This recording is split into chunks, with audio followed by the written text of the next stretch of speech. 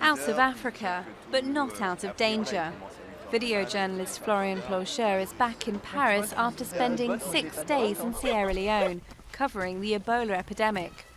His work brought him in close contact with victims of the disease, putting him at risk of infection. He's still in the 21-day incubation period.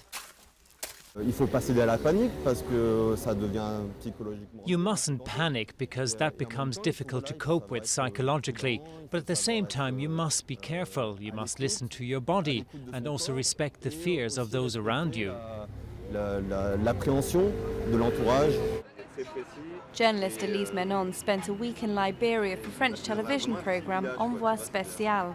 While she took her temperature 3 or 4 times a day on her return, her colleagues were relaxed around her. I was lucky to be in a newsroom where I wasn't rejected, as has been the case in other newsrooms. That's to say that I was able to go back to work without being blacklisted. People still kiss me on the cheek and continue to work with me.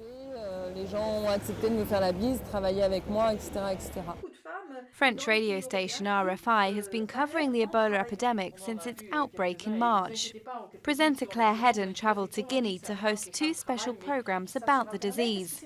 But many of her colleagues, she says, are too scared to go. What has struck me about this story is that journalists are more afraid of going to report on Ebola than to go on assignment to Central Africa, Mali or Iraq, which are very dangerous places and which seems to me incredibly risky. So I think there's a real fear of this epidemic, which we need to understand. It's seen as the invisible enemy. This virus, it isn't visible.